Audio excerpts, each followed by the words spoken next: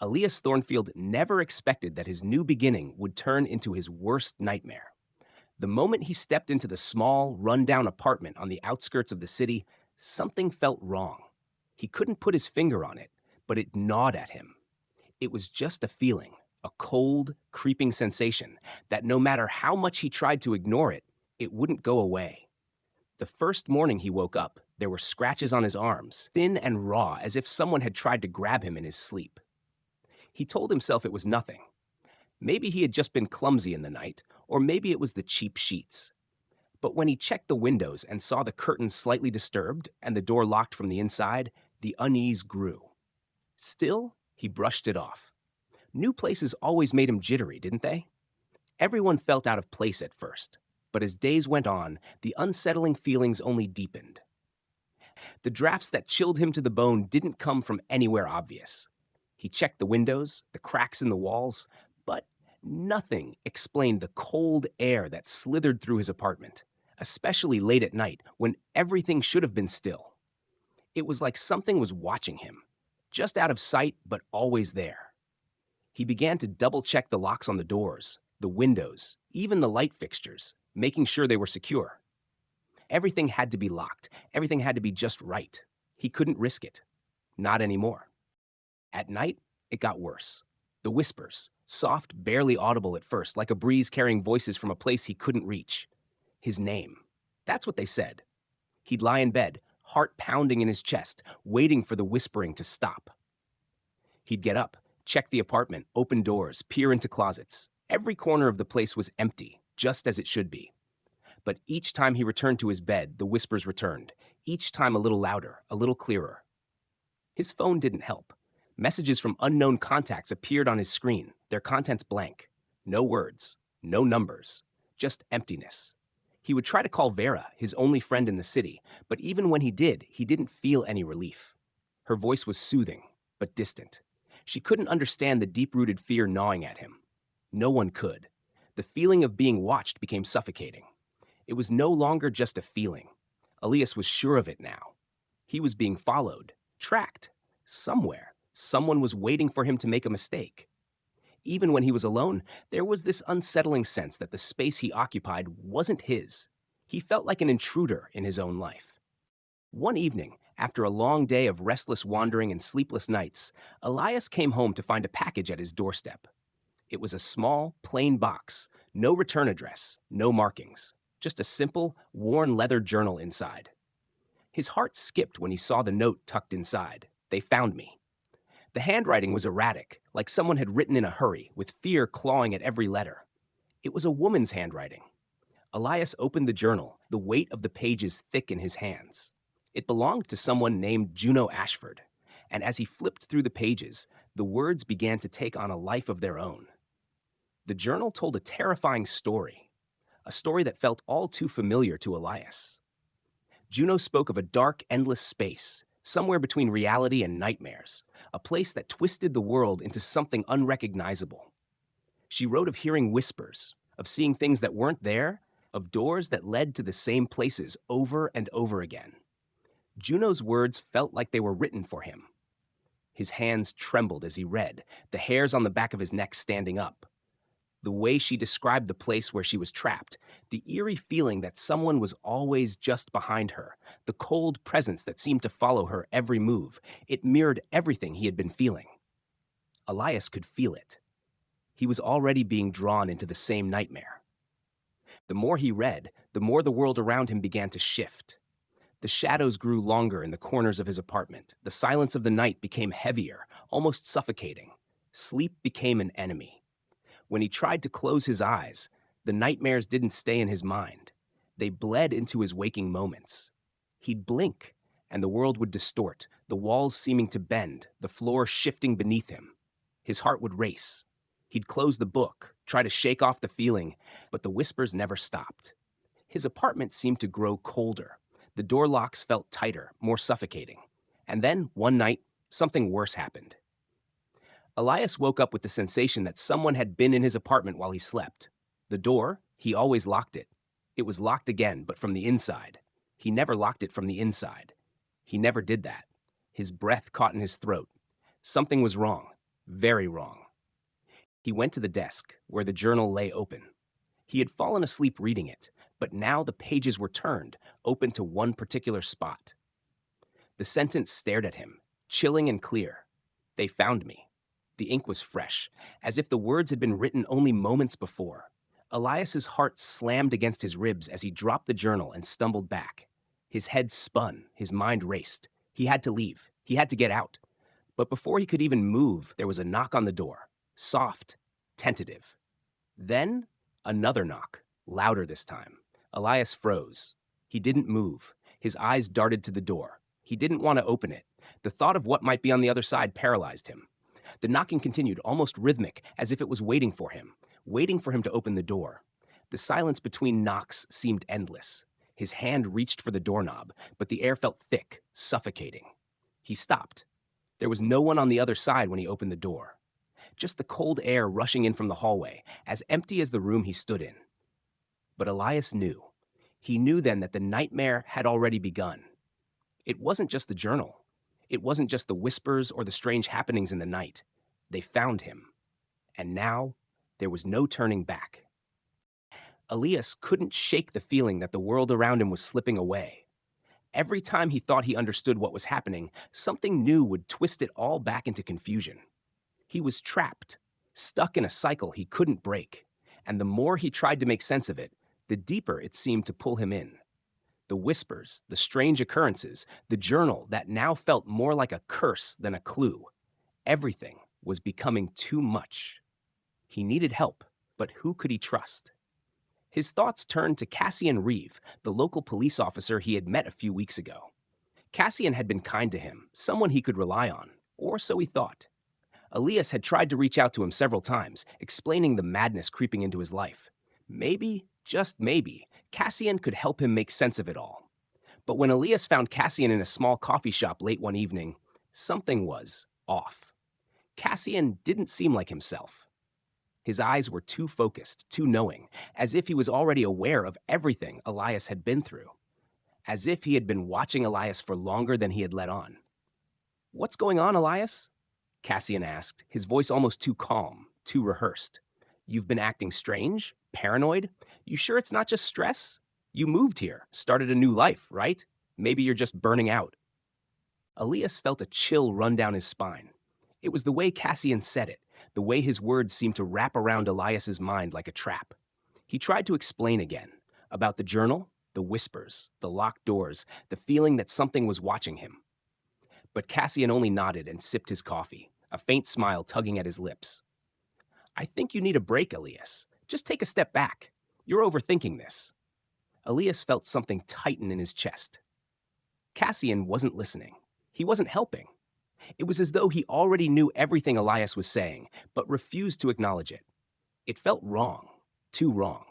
Was Cassian part of this? Part of the cycle? Elias couldn't shake the thought that the officer was hiding something, that he was just another piece in the terrifying puzzle Elias couldn't solve. His mind spun, but he didn't push any further. Not yet. As Elias walked home that night, his paranoia deepened. The city around him seemed to twist and bend, as though the streets themselves were unfamiliar, shifting underfoot. He couldn't trust his own senses anymore. His thoughts returned to Juno's journal, the pages filled with frantic scrawlings and cryptic warnings. He couldn't stop reading. It was the only thread connecting him to any kind of understanding, even though it only made things worse. The more Elias read, the more he felt himself sinking into the same nightmare Juno had described. The Veil Keeper, an entity that guided the cycle, trapping those who entered it, ensuring they couldn't escape. Those who entered the cycle lost pieces of themselves with every turn, their minds fractured and their bodies hollow. The journal described the hollow figures, creatures that moved like shadows, stalking the trapped souls, growing more real the longer they stayed in the cycle. Elias's blood ran cold as he read. The more Juno described the horrors she faced, the more Elias could feel them creeping closer. He was becoming part of it. He could feel his mind slipping away, like someone was slowly pulling him under, drowning him in the same darkness that had swallowed Juno. It wasn't just paranoia now, it was real. The cycle had already begun for him. Desperation clawed at him. Elias had to find a way out. There had to be something, some clue, some hidden truth that could break him free from this nightmare. He couldn't stay trapped in this world of shifting shadows and whispers. There had to be an answer somewhere, beyond the apartment, beyond the walls that seemed to close in around him. That's when he found the library.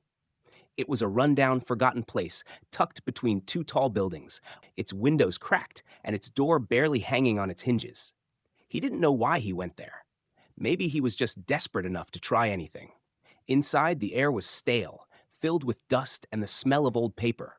Shelves lined with books in various states of decay surrounded him. As he wandered through the aisles, his eyes landed on a thick, ancient-looking book, its spine almost completely worn away. The title was faded, but Elias could make out a few words. The Seeker. The name sent a shiver down his spine. He pulled the book from the shelf and cracked it open, flipping through pages filled with strange symbols and bizarre drawings. The book spoke of the Seeker, a voice that whispered to those trapped in the cycle, guiding them, manipulating them, pulling the strings from behind the scenes. It was the same voice Elias had heard in his nightmares. The Seeker was the one who controlled everything, controlling the actions of those caught in the cycle. Elias felt the walls of the library close in on him. The words seemed to swim in front of his eyes, blurring as though they were alive, bending around him. He wasn't just reading now, he was part of it. The cycle was tightening its grip on him, and there was no escape. Elias slammed the book shut, his breath shallow, his hands trembling. He couldn't stay here. He needed to go. But as he turned to leave, the room seemed to shift again. The walls closed in, and the exit he had come through was no longer there. Panic surged through him. He sprinted down the narrow aisles, his footsteps echoing in the silence, but there was no door, no way out. He stumbled back, his heart racing. The library wasn't a place of refuge. It was another part of the cycle, another trap designed to confuse him, to drag him deeper. Shaking, Elias rushed home, hoping that somehow the apartment would feel like a safe haven. But when he opened the door, it felt different. The air was heavier, thick with something he couldn't place. The lights flickered, casting long, twisted shadows across the room. The whispers grew louder, too loud, filling his head, suffocating him. He hurried into the bathroom, needing to see himself, to check if he was still real. The mirror fogged as he stepped closer. As his reflection appeared, something wasn't right. His own face seemed wrong. It was as if the reflection was a few seconds behind his movements, like it wasn't quite following him. Elias's breath hitched. He pressed his palm against the mirror, willing the reflection to mimic him, but it didn't. It stayed frozen, its eyes dark, its expression empty. In a rush of panic, Elias grabbed a nearby towel rack and smashed it against the mirror. The glass shattered, falling to the floor in jagged pieces. But when he looked up, what he saw behind the mirror made his stomach drop. A doorway, hidden, dark, and impossibly narrow, stood where the wall should have been. He hadn't seen it before. How could he have missed it? Without thinking, Elias stepped through the opening, his heart pounding in his chest. The moment he crossed the threshold, the air turned cold and the lights flickered out. He was in a long, dark corridor, capped stretching far beyond what he could see. The walls were cold, damp, and covered in strange symbols. It looked exactly like the descriptions from Juno's journal. The cycle had begun, and Elias was already trapped inside. Elias stumbled forward, his legs shaking beneath him as he moved down the dark corridor. The walls pulsed with a strange energy, their surface slick and damp, like they were alive. The air around him felt thick, heavy, as if every breath he took was a struggle. Time itself seemed warped here, slipping through his fingers like sand. At one moment, he'd been walking for hours, his mind filled with confusion and dread. But then, when he glanced at the floor, it felt as if no time had passed at all. Nothing made sense. Every step seemed to lead him nowhere. No matter how many doors he opened, no matter how many turns he took, he always ended up back in the same hallway. He couldn't escape. His mind was starting to fray at the edges, and he could feel it. He stopped in front of another door, its surface carved with symbols he couldn't understand. His hand shook as he reached for the handle, but when he opened it, there was only darkness beyond. Another door appeared right beside him, and then another. They seemed to multiply, opening and closing in rapid succession, each leading him back to the endless hallway. The walls seemed to breathe around him, the whispers growing louder. He was lost. He couldn't tell if he had been here for minutes or days, or if he was even still in the same place at all. Every door he opened just returned him to the same spot, and the air was growing colder. Then, in the distance, he saw a figure. At first, it was just a shadow in the dark, but as Elias approached, the figure became clearer. It was a man, standing still, staring at him. He looked familiar, though Elias couldn't place him at first. The man's eyes were hollow, deep, as if they had seen things Elias couldn't begin to comprehend. "You're not the first," the man said, his voice low and dry, like something had been tearing at his soul for years. "You've been chosen, just like the others. We all have." Elias froze. His heart pounded in his chest. What? What are you talking about?" The man stepped closer, his movements slow, as if he was weighed down by something unseen. "I've been here for a long time. Name's Ronan Holloway. And you, Elias? You're one of the chosen ones. You've been brought into this cycle, just like the rest of us. All of us are part of it, but none of us can escape." His voice cracked slightly. "We're all trapped here, stuck in this nightmare. Every time we think we're out, we're pulled right back in. This place doesn't let us go." Ronan's words hung in the air, and Elias felt a chill creep down his spine. "The chosen ones," he whispered, his mind racing. Was that what this was? A cycle? Something beyond his control? Was he destined to keep walking these endless hallways, opening doors that would only bring him back to the same place? Ronan's eyes bore into his, as if searching his very soul. "There's no way out, Elias. You have to understand. This is how it is. There's only one thing left to do." His voice trailed off, as though he was afraid to speak the words aloud. Before Elias could ask, he heard it. A voice. Soft, almost like a whisper, but it seemed to come from everywhere at once. It sent a shiver through his entire body. "You've been chosen," the voice said, its tone cold and disembodied. "The cycle can only be broken with a sacrifice. You must play along, follow the rules, do what is necessary." Elias's heart raced.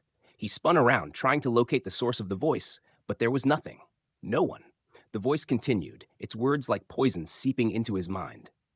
"If you refuse, the cycle will claim you forever. You will never escape." The whispers faded, but the fear in Elias's chest only grew.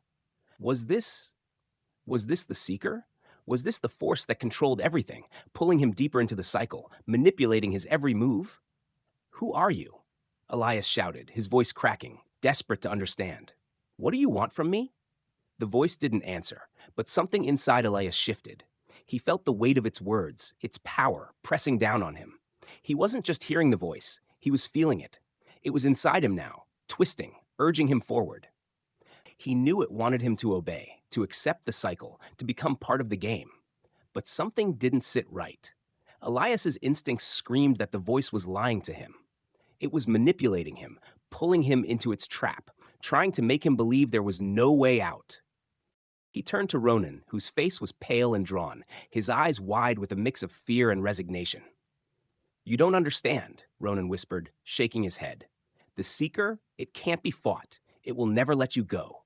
The rules are set. All we can do is play along until we're no longer ourselves." Ronan's words haunted Elias. He could feel his resolve beginning to crack. But there was something else.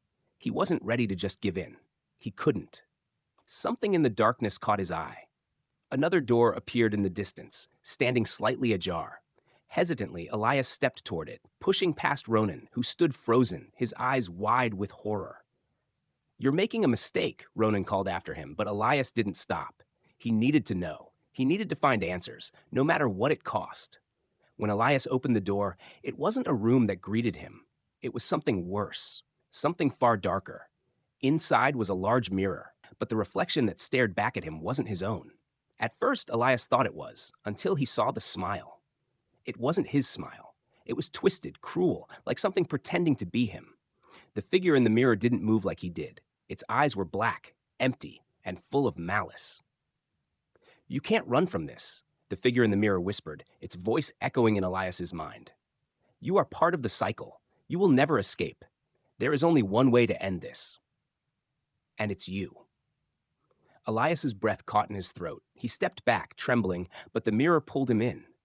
Before he could even react, the glass seemed to stretch and bend, distorting until Elias found himself falling into the darkness. He tumbled through the darkness, his body slamming against cold, unyielding surfaces. His mind was a jumbled mess of panic and confusion, the weight of the fall pressing him deeper into the black void. He could hear nothing but the sound of his own ragged breaths, echoing off walls that seemed to close in on him. The laughter of his reflection still rang in his ears, growing fainter with each passing second, barely, until it was replaced by a stillness so profound it made his skin crawl. When he finally managed to stand, the darkness around him shifted. There was no light, no source of direction, yet he could feel something, someone watching him. It wasn't a distant feeling. It was as if the air itself had become heavier, pressing in on him from all sides. His heartbeat was the only sound that mattered now. And then he saw them. Figures. They weren't like anything Elias had seen before. The figures appeared at the edges of his vision, never fully in sight, but always just there, lurking in the shadows. When he tried to look directly at them, they vanished, but the feeling of being watched never left. Their presence was suffocating, oppressive. His eyes darted around, searching for a sign of what was happening, but the figures were always just outside his focus. They didn't move, they didn't make a sound, but Elias could feel them. And the longer he stood in the suffocating darkness, the closer they seemed to get. He couldn't run. He knew that. The ground beneath him shifted again, like the world itself was playing tricks on him. The figures, with their hollow, empty forms, moved when he wasn't looking, always circling, always closing in. He could hear his pulse pounding in his ears, his legs trembling as the terror began to claw at him. Every time he turned around, one of the figures was just a little closer, their dark, empty eyes fixed on him. "Who are you?" he whispered, his voice barely audible in the thick silence. The words felt useless, swallowed by the dark air. They didn't respond. They never responded. He could feel their gaze, cold and unfeeling, pressing into him from all directions. Every step he took was followed. Every breath he took was heard. The hallucinations began to bleed into reality. Time fractured again, and Elias wasn't sure if hours had passed or mere minutes. The figures seemed to grow stronger, more defined, their limbs more grotesque. They were starting to move, their limbs twisting unnaturally, their bodies stretching and elongating in ways that didn't make sense. The air around him turned heavy, suffocating, and he could feel the weight of their presence like an invisible hand on his chest. Just when he thought he could no longer stand it, a deep, grinding noise broke the silence, echoing through the dark expanse. Elias froze. From the shadows ahead, a figure emerged, one that made the others seem insignificant. This figure wasn't like the hollow figures. This one was something else entirely. It was enormous, its shape indistinct at first. It loomed in front of him, an overwhelming presence that seemed to defy the very space around it. A voice, low, rumbling, like the sound of thunder, reached him from the darkness. "So, you've made it this far." Elias's throat went dry as the figure stepped forward. It was faceless, its shape ever shifting, as if it was made of shadows and nightmares themselves. Yet Elias could feel its eyes. Eyes that could pierce through time itself, that could see every secret, every fear he had ever held. "I am the warden," the entity's voice boomed, echoing like the very walls of the cycle had spoken. "I govern this place. I control the cycle. And you are part of it now." Elias's heart skipped a beat. What is this?" he croaked, his voice shaking with a mix of fear and confusion. The warden didn't answer immediately. Instead, its form seemed to ripple, growing darker, more formless. "This place," the warden said, "is an ancient prison, a game that has existed for centuries. All who enter are chosen, but none can escape, not without paying a price." A chill ran down Elias's spine. He had known deep down that the cycle wasn't just some twisted game. But hearing the warden confirm it in such a cold, indifferent voice sent terror racing through him. "What? What price?" Elias managed to force out. The warden's form seemed to stretch taller, the shadows surrounding it writhing. "The price is simple. You must choose. A sacrifice, a life for a life, a soul for a soul. Only then will the cycle be broken." The warden's voice seemed to reverberate, bouncing off unseen walls, making Elias's head throb. "You may think you have free will, but you don't. Not anymore." Elias felt his blood run cold. "Sacrifice someone else?" he asked, his throat dry. Yes, the warden's voice was final, unyielding. Choose someone to take your place. If you don't, if you refuse, the cycle will continue, and you will remain trapped here forever. No matter how far you run, no matter how many doors you open, the cycle always finds a way. A wave of horror crashed over Elias, his mind reeling. There was no escape, no hope. He had no choice but to play by the warden's rules or face the endless cycle. But just as Elias opened his mouth to speak, a soft voice broke the silence. There is no escape. Elias spun around. From the shadows, a figure emerged, stumbling forward. His face was gaunt, his eyes hollow, completely empty.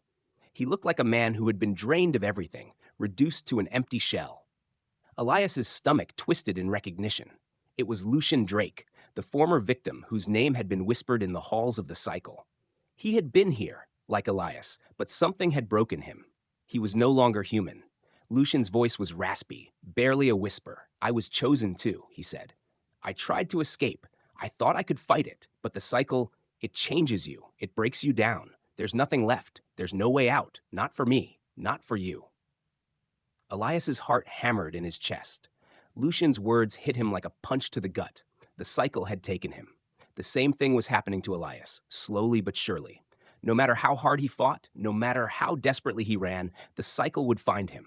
He was already part of it. The hollow figures closed in on him, their grotesque shapes growing larger, more monstrous with every step.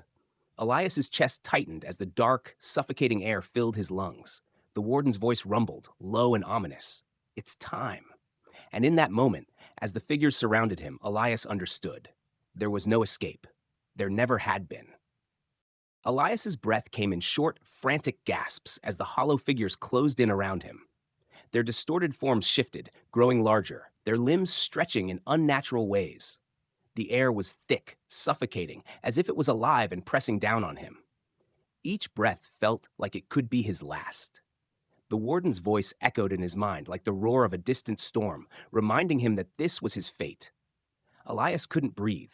He couldn't think. The figures were everywhere, surrounding him, suffocating him.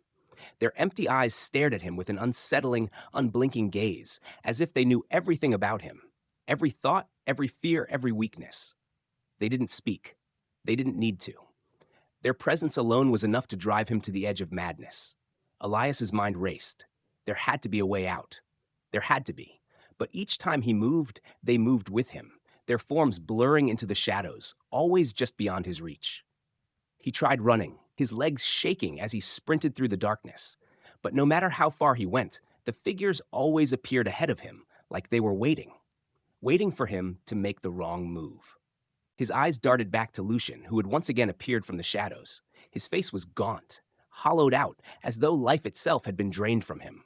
Elias opened his mouth to speak, but no words came out. Lucian's eyes, empty and lifeless, locked onto his, and a slow, sad smile curled on his lips. You think you can escape? Lucian's voice was barely a whisper, and yet it cut through the silence like a blade. You can't. Not anymore. Elias shook his head, his hands trembling as he reached out toward Lucian.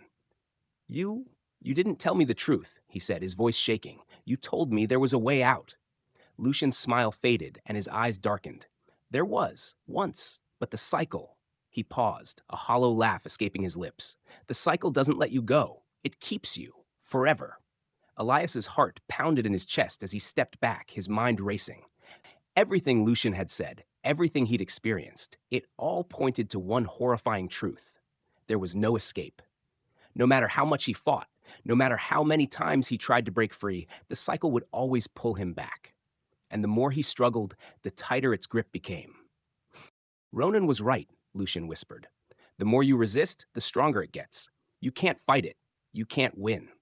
Elias's chest tightened. He felt sick. He tried to push Lucian away, tried to break free, but the hollow figures were closing in on him again. Their shadows swallowed him, their limbs reaching out like twisted vines, pulling him in. His eyes darted around, desperate for a way out, but all he saw were their blank, soulless faces. And then the vision hit. Suddenly, Elias was no longer standing in the dark, suffocating space surrounded by the hollow figures. He was standing in his own home, his old home, the one he'd lived in before everything had fallen apart. It looked exactly like he remembered it, but something was wrong.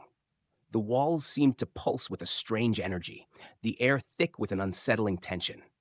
He saw Vera, his Vera, sitting at the table, her back to him. She didn't turn when he entered. She didn't even seem to acknowledge his presence. Vera? He whispered, his voice trembling. No answer. She remained motionless, like a statue. A sickening realization gnawed at him. He stepped closer, reaching out to touch her shoulder. But the moment his fingers brushed her skin, her body twisted violently. Her face melted into something monstrous, her features contorting into a grotesque mask of horror. The sight made his stomach churn, but it was only the beginning. The scene shifted again. Elias was standing in the middle of the street, watching as something, or someone, moved through the crowd. People were walking past him, their faces blank and expressionless. They were all so familiar, yet they seemed so far away. His mother, his father, his childhood friends, they all passed by, but none of them noticed him. And then he saw it. A figure standing just beyond the crowd. A figure that he knew all too well. Himself. The doppelganger looked exactly like him, but with a cold, lifeless expression, as though he were nothing more than a puppet, controlled if manipulated by the cycle. The vision shifted again, and Elias was back in the darkness. The hollow figures surrounded him, their faces twisted, their bodies now larger and more monstrous than before. They reached for him, their bony fingers brushing against his skin like ice. No. Elias gasped, his mind spinning as the truth finally dawned on him. This is it. This is the cycle. He was part of it. He had always been part of it. The cycle wasn't something external. It wasn't just a game that had trapped him. No, he was the cycle. He had always been the cycle. His decisions, his actions, the choices he had made, they had all led him here. Everything had led him to this moment. Elias collapsed to his knees, his breath coming in ragged gasps as the reality settled in like a weight on his chest. He wasn't just a victim of the cycle. He was the one who had kept it going. He had made the choices that bound him to it, and now there was no way out. There never had been. The hollow figures closed in around him, their monstrous forms swallowing him whole. The warden's voice echoed in his mind once more, louder than ever. You are the cycle, Elias. You always have been. The darkness consumed him, and with it, the understanding that he was no longer a person. He was a part of something far larger, far darker than he could ever comprehend. The cycle would continue, just as it always had, just as it always would. And Elias, he would never escape. The darkness closed in around Elias, suffocating him, consuming every inch of his being. His breath became shallow, his heart pounding in his chest as the weight of his fate pressed down on him like 1,000 tons of stone. The figures were gone now, but the air was thick with their presence. The oppressive silence was louder than any scream. He could feel them watching him, always watching. And then came the voice again, the warden. You are the cycle, Elias. You always have been. Elias stumbled backward, trying to escape the words, but they were everywhere, echoing in his mind. His thoughts twisted, his reality warping in front of him. It was like he was trapped in a nightmare that had no end, a nightmare that had always been his reality. The walls around him seemed to pulse with a dark energy, and his eyes couldn't focus anymore. Nothing made sense. Everything was falling apart. His body trembled, and his mind splintered. He wanted to scream, to beg, to somehow break free. But the more he struggled, the more the world around him bent and contorted. The faces of people he once knew appeared in the darkness. Vera Calhoun, Juno Ashford, looking at him with sorrowful eyes, begging him to stop the cycle. Their voices were soft, almost pleading. Please, Elias, stop it. Break the cycle. But it wasn't them. He knew it. They weren't real. They were just echoes of his guilt and fear, the shadows of the choices he had made. They were the ghosts of his mistakes, taunting him, reminding him of how far he had fallen. Elias's hands gripped his head, his thoughts spiraling into chaos. How had it come to this? And then the warden's voice again, cold and unforgiving. You still think you can break free? It's too late for that. Elias's eyes snapped open.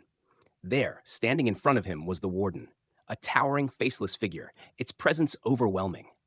The air around it vibrated with an ancient, sinister power, a force far beyond anything Elias could comprehend.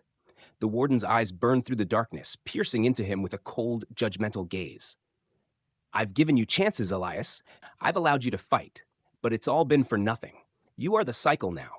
Elias's mind reeled, his thoughts fighting against the crushing weight of the truth. No, But the words died in his throat. He couldn't deny it anymore. Everything he had done, every decision, every action, it had all led him here. He was part of it. He had always been part of it. The warden's voice was a low rumble like thunder in the distance, as it offered one final, tempting chance. You can escape, Elias. You can leave this place. All you have to do is take someone else's place. Elias's heart skipped a beat. The words twisted around him like a noose. No, I won't. The warden didn't seem to care. You've done it before. Every time someone has left, you've taken their place. And now, it's your turn to face it. The warden stepped closer, its shadow swallowing Elias whole. It's always been you. You were never meant to escape. You were meant to become part of the cycle, just like the others. You were always the next step. A cold chill ran down Elias's spine as the truth sunk in. He had never escaped. He had never been free. He was just a part of the cycle, another piece in the twisted puzzle.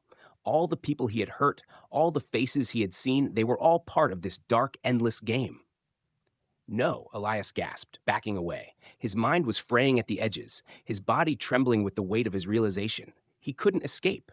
There was no freedom. He had already taken the place of others. He had always been trapped, and now it was his turn to face the endless cycle. The warden's laughter echoed, harsh and mocking, filling the air around Elias. It wasn't just a sound, it was an overwhelming presence, a thing that seemed to wrap itself around his mind, squeezing, suffocating. You were never meant to be free, Elias. You are the cycle. You always have been. In that moment, the room around him twisted again, and Elias found himself standing before the mirror. The same mirror that had first pulled him into this nightmare. The reflection was different now. His own face stared back at him, but something was wrong. His eyes were hollow, dark, empty. The reflection grinned, a grin that wasn't his own, a grin that belonged to something much darker. You were always the cycle, the reflection whispered, its voice unmistakably Elias's own. The words echoed in his mind, the horror sinking deeper. You can't break free. You never could. Elias's knees buckled, and he fell to the ground, his breath coming in ragged gasps. The reflection's voice, his own voice, kept repeating the words over and over again. You are the cycle. You are the cycle. His thoughts fractured as he watched the mirror twist and distort. The images of Vera and Juno appeared again, their faces twisted in agony. Their voices were silent, but their eyes screamed at him, urging him to stop. But Elias knew it was pointless. He couldn't stop. He couldn't undo what had already been done. The cycle had already claimed him. And as the darkness closed in around him once more, Elias understood. There was no escape. There never had been. The cycle would continue, and he would always be a part of it. Elias sat there, his hands trembling as he stared at the blank page in front of him. The cycle had claimed him completely, and he knew that nothing would change. His mind was a maze of shattered thoughts, fragments of a life that no longer existed. His body felt like a foreign thing, no longer his own. The warden's voice was distant, but its presence was always there, lingering in the background like a constant shadow. The truth was simple now, undeniable. The cycle had always been a part of him, and no matter how hard he had fought, no matter what he had done, he could never escape. It was like trying to run from a storm, knowing all along that it would catch up to you. He had struggled, resisted, and hoped for a way out, but in the end, he had only fallen deeper into its grasp. The life he had once known was gone, erased, and now he was just another part of this never-ending nightmare. The room around him seemed to pulse, the air heavy with an unbearable weight. He felt detached, as though his body was simply an echo of something that had once been alive. Everything felt wrong. There were no more answers, no more chances to fight. All he could do now was accept it. He picked up the pen, its cold, metal surface digging into his hand as if it were a reminder of the weight of his fate. Elias didn't know who he was writing for, if anyone would ever read it. Maybe it was for himself, or maybe it was just a final attempt to reach out to something, anything, that could understand. But deep down, he knew the truth. The cycle would claim this message too, just like everything else. The words came slowly, his thoughts jumbling in his mind as he struggled to find the right ones. There was so much to say, so much that needed to be understood, but he knew it was pointless. It would never be enough. I'm sorry, he wrote. I thought I could break free. I thought I could escape the cycle, but it's too late now. It has me, and it always will. The pen scratched across the paper, each word a mark of his surrender, each sentence a piece of his soul slipping away. I wish I could tell you what it's like, what it really means to be trapped in this place. But you won't understand. You can't. It's too late for me, and it will be too late for you too. He paused for a moment, the weight of the words pressing on his chest like a vice. He could hear the distant sound of footsteps, faint at first but growing louder. A knock at the door echoed through the room. Elias's heart skipped a beat. His hand trembled as he wrote the last few words, the final sentence that would end his message. He knew, with a cold certainty, that the cycle had already begun again. They found me, and now they will find you. He set the pen down, his hand falling to his side as he stared at the message. It felt like a death sentence. There was no turning back now. The door creaked open slowly, and Elias didn't move. He couldn't. He had no strength left to run, no fight left to give. Standing in the doorway was another person, another victim, just like he had been. The person's face was unfamiliar, but there was something in their eyes, a deep, silent fear that reminded Elias of himself. The cycle had claimed them too. They were the new pawn in this never-ending game, the next one to take his place. The door slowly closed behind them, and Elias knew, with a sickening certainty, that they would never leave. The cycle had already begun with them, and as Elias looked at this new person, he realized with horror that he wasn't free. He would never be free. He was just a part of the cycle now, and there was no escape. The darkness closed in again, and Elias could feel himself slipping away, becoming a shadow of what he once was. The cycle was all that remained, and it would never end.